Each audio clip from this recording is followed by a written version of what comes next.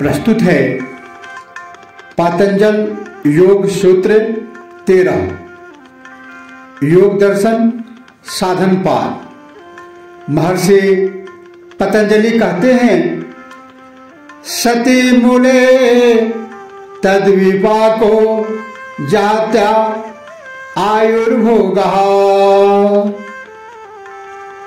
सति मूले का अर्थ है मूल्य के विद्यमान रहने तक।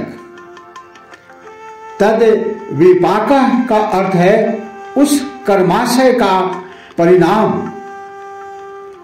जात्या आयुर्भोगः अर्थात पुनर्जन्म, आयु और भोग होता रहता है। इस सूत्र का साधारण अर्थ है मूल्य के विद्यमान रहने तक उसके परिणाम स्वरूप जाति, पुनर्जन्म, आयु और भोग प्राप्त होते रहते हैं। महर्षि पतंजलि कहते हैं कि जब तक इन क्लेशों का मूल्य अविद्या विद्यमान है तब तक कर्म संचय होता ही रहेगा तथा इस कर्म संचय का परिणाम अवश्य होगा। इसी से मनुष्य का पुनर्जन्म होता है, उसको एक निश्चित आयु प्राप्त होती है तथा उनके फलों को भोगना पड़ता है। यह क्रम अनेक जन्मों तक निरंतर चलता रहता है।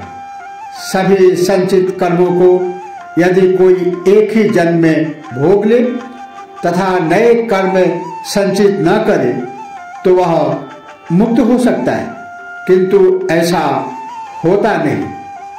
पूर्व संचय कर्मों में थोड़े से ही एक जन्म में भोगने के लिए होते हैं, शेष अगले जन्मों के लिए सुरक्षित रहते हैं।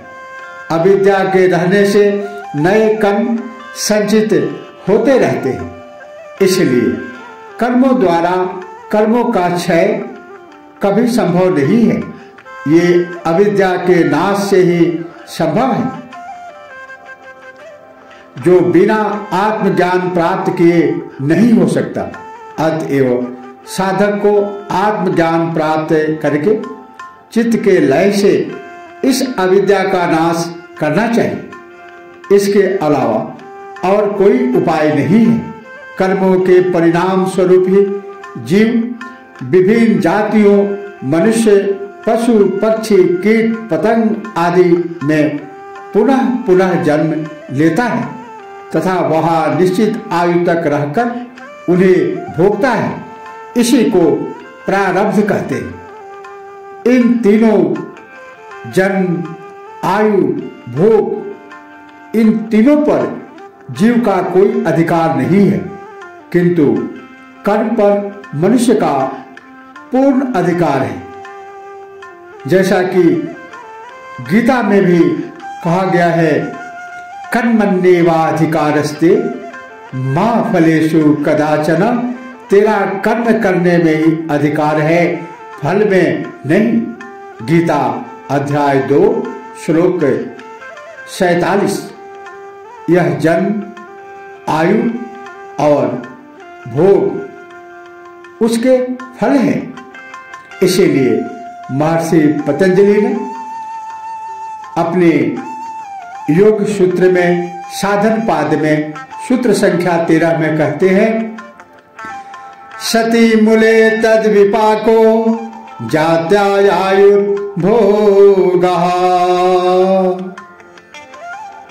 आज इतना ही। इसी के साथ ओम नमः शिवाय। जय श्री कृष्ण।